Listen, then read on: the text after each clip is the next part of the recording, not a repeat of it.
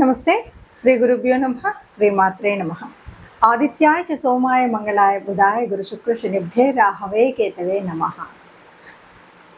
ప్రతి మాసంలో చెప్పుకునేటువంటి మాస ఫలితాలు మరి అక్టోబర్ మాసం 2024 గాను ఈ మాసంలో వచ్చేటువంటి ఫలితాలు ఎలా ఉంటాయి, ఎందుకంటే గ్రహగతులు ఎలా ఉన్నాయి, స్థితులు ఎలా ఉన్నాయి, దృష్టిలు ఎలా ఉన్నాయి, వాటిని బట్టి మనకి దాదాపుగా ఈ గోచార ఫలితాలు ఉంటాయి. కాబట్టి ముందుగా గోచార ఫలితాలు చెప్పుకోవడానికి గ్రహగతులు ఎలా ఉన్నాయో చూద్దాం.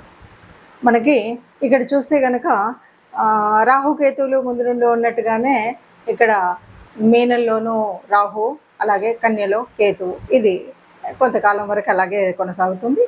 ఇక గురువు వృషభంలో ఉన్నాడు, కానీ ఈ నెలలో జరిగేటువంటి మార్పు ఏంటంటే 10వ తారీఖు వక్రిస్తూ ఉన్నాడు. ఇక కుజుడు మనకి మిథునంలో 19 వరకు మిథునంలో ఉంటాడు. అయితే దాని తర్వాత ఏమవుతుంది అంటే కర్కాటక రాశిలోకి వెళ్తాడు. కానీ కుజుడికి అది నీచ రాశి, అంటే కుజుడు నీచ పొందేటువంటి పరిస్థితి అయితే ఉంది ఇక్కడ ఈ మాసంలో. ఇంకా ఇంతకంటే ఏంటంటే కన్యలో అప్పటికే కేతు ఉన్నప్పటికీ ఇక్కడ రవి ఉంటాడు. రవి 15 రోజుల వరకు ఉండి 16 రోజుల వరకు ఉండి తర్వాత మార్పు చెందడం, అలాగే అంటే 17 నుండి తులలోకి వెళ్తూ ఉంటాడు అనమాట. అలాగే బుధుడు కూడా ఆల్మోస్ట్ అంతే, 13 వరకు ఉండి మారడం, ఇక 12 వరకు ఉండి 13లోకి మారుతాడు అనమాట. ఇలా మార్పు ఉన్నప్పటికీ ఇక శుక్రుడు, తులలో ఉన్నటువంటి శుక్రుడు 11వ తారీఖు వృశ్చికంలోకి మారడం అనేటువంటిది గ్రహాల్లో మార్పు. ఇక శని ఎలాగూ వక్రించి కుంభంలో ఉన్నాడు, అది మనకు తెలిసినటువంటిదే.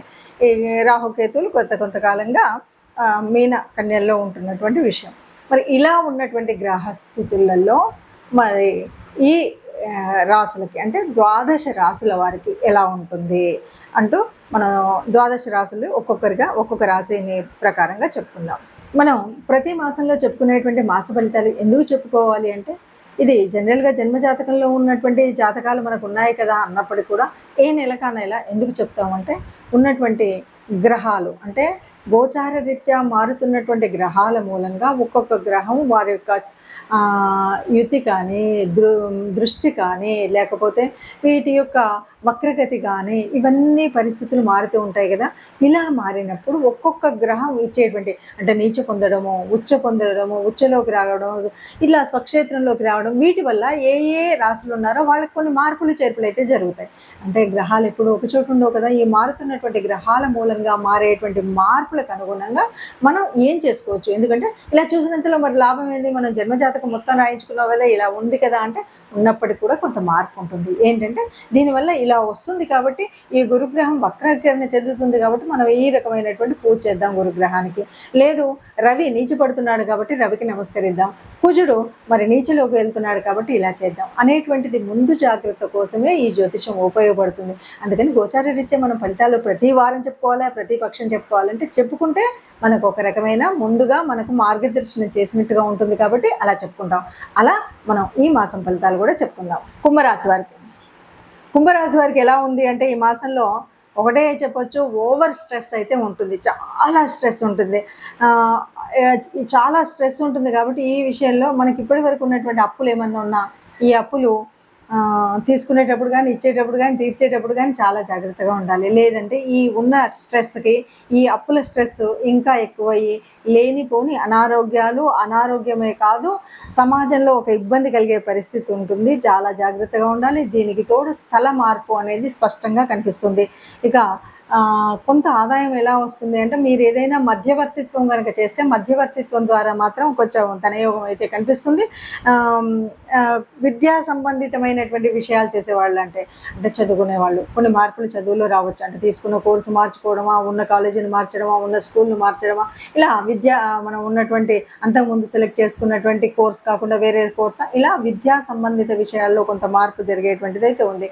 ఏది ఏమైనా సరే ఇప్పుడు ఉన్నటువంటి స్ట్రెస్ మూలంగా ఈ స్ట్రెస్ను బట్టి ఏదో ఒక నిర్ణయం అప్పటికప్పుడు తీసుకొని జీవితకాలానికి ఇబ్బంది తెచ్చుకునే పరిస్థితి ఉండకూడదు. ఎందుకంటే ఇప్పుడు చదువు విషయం ఒక నిర్ణయం తీసుకోవాలి, ఏదో ఒకటిలే అని స్ట్రెస్తో మనం గబగబా తీసుకుంటే ఇది జీవితానికి మొత్తం చివరి వరకు ఆ నిర్ణయం మీద ఆధారపడి ఉంటుంది. కాబట్టి ఏ నిర్ణయం తీసుకోవాలన్నా కాస్త ఆలోచించి తదనుగుణమైన నిర్ణయాన్ని కనుక తీసుకుంటే ఇబ్బందులు లేకుండా ముందుకు వెళ్ళే పరిస్థితి ఉంటుంది.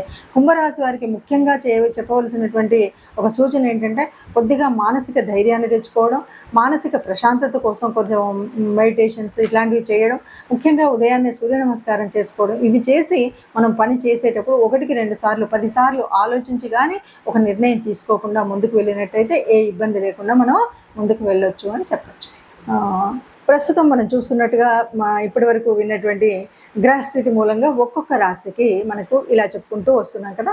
మరి ఇలా ఉన్నప్పుడు అంటే మనం అనుకున్నా అనుకోకపోయినా కొన్ని అంటే జాతక రీత్యా మనం మారుతున్నటువంటి అంటే ఒక రకంగా గురువు వక్రించడం కానీ, తర్వాత కుజుడు నీచంలోకి రావడం కానీ, రవి కూడా అదేవిధంగా 15 రోజుల తర్వాత నీచ స్థితి పొందడం కానీ, ఇలా కొన్ని మార్పులు అయితే ఉన్నాయి. ఇంకా శని ఎలాగో ఉన్నట్టుగా ఉన్నాడు కదా, అంటే వక్ర దిశగా ఉన్నాడు.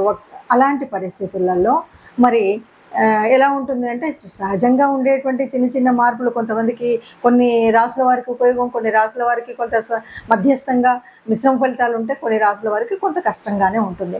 మరి ఎవరికైనా సరే అందరికీ కూడా మనం సుఖంగా ఉండాలి అని మనం యోచన చేస్తాం. అసలు జ్యోతిష్యం అంటేనే ఎవరైనా సరే ఏదైనా బాగులేదు అంటే దాన్ని ఎలా మనం మంచి చేసుకోవాలి, ఎలాగ మనం చేసుకోవాలి అంటే ఒక రకంగా గ్రహాల యొక్క అనుకూలత కోసం మనం పూజ చేసుకోవాలి.